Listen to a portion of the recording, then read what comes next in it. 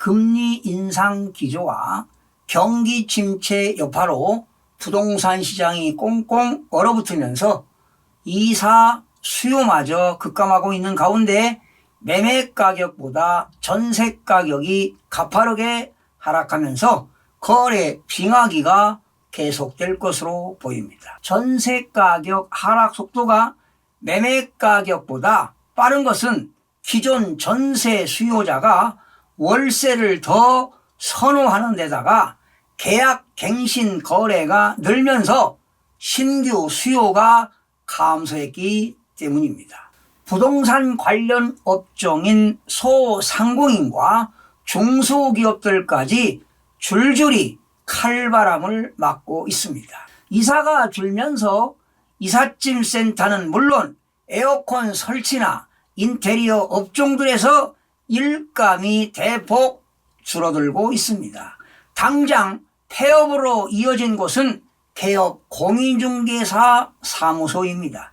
지난해 11월에만 해도 무려 1,100곳이 폐업을 했습니다. 가구업체들의 생산량은 1년 전보다 16%나 감소했고요.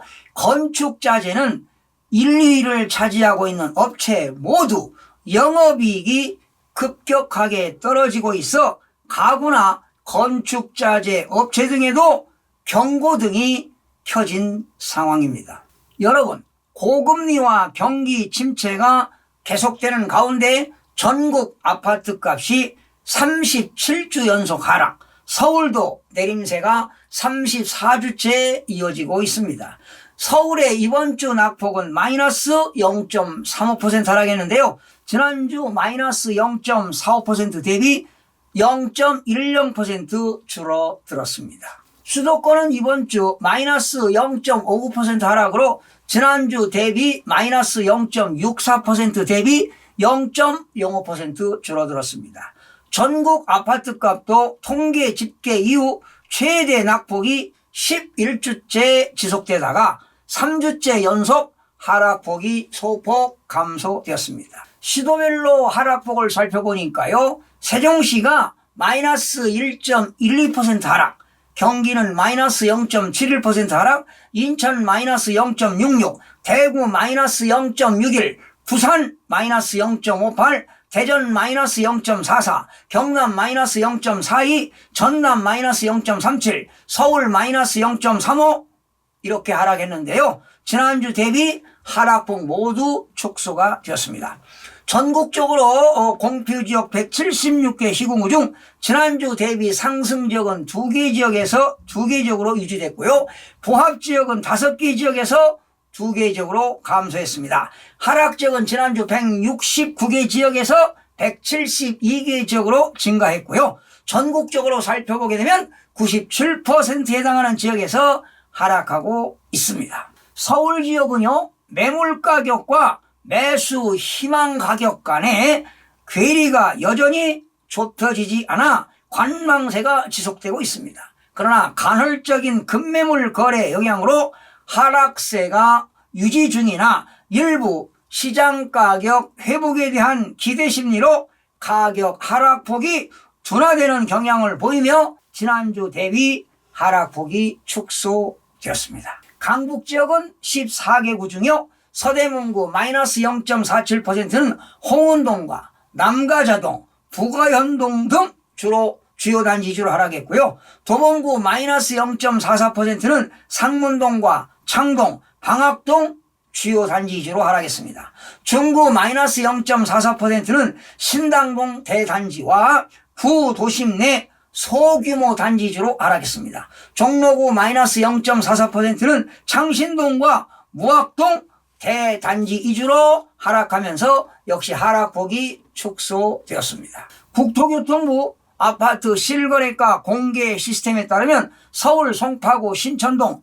파크리오 전용면적 84.9제곱미터는 지난 5일 16억 5천만 원의 실거래가 되었습니다. 작년 12월 31일 거래된 17억 2천만 원보다 7천만 원 떨어진 수준입니다. 그러나 지지난해 2021년 10월 9일 거래된 최고가 25억 2천만 원 대비 9억 원가량 하락한 가격으로 2년 반 전인 2020년 6월 실거래가와 비슷하게 거래가 된 것입니다. 지난 17일에는 송파구 가락동 대단지지역 헬리오시티 전용면적 84.95제곱미터가 15억 9천만 원 실거래건이 공개되면서 시장에 크나큰 충격을 안겼습니다. 2021년 10월 2일 거래된 최고가 23억 8천만 원보다 8억 원 가까이 떨어진 가격입니다. 지난해 11월과 12월에는 각각 14건씩 급매물로 거래가 성사되었습니다. 하지만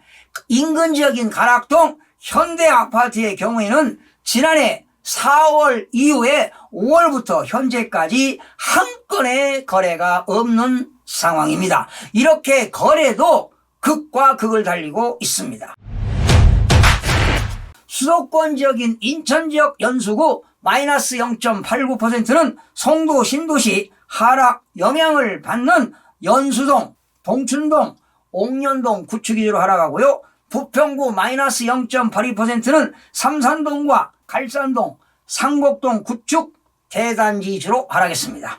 중구 마이너스 0.78%는 영종도 내 중산동과 운서동 위주로 하락하고요. 서구 마이너스 0.58%는 거만동과 마전동, 신현동 위주로 하락하면서 하락폭이 축소되었습니다. 지금 인천 지역은 37주째 연속 하락세가 이어지고 있는 가운데 특히 송도 지역입니다. 신축 아파트 가격이 폭락하면서 최고가에 비해 7억 원 가까이 하락한 거래도 잇따르고 있습니다. 경기 지역은 매수 심리가 위축되고요. 간헐적으로 급매 거래 영향이 지속되는 가운데 화성시가 많이 떨어졌습니다. 마이너스 1.30% 떨어졌는데요. 능동 주요 단지 위주로 실거래 가격이 하락하고 있습니다. 수원 장안구 마이너스 1.20% 하락했는데요.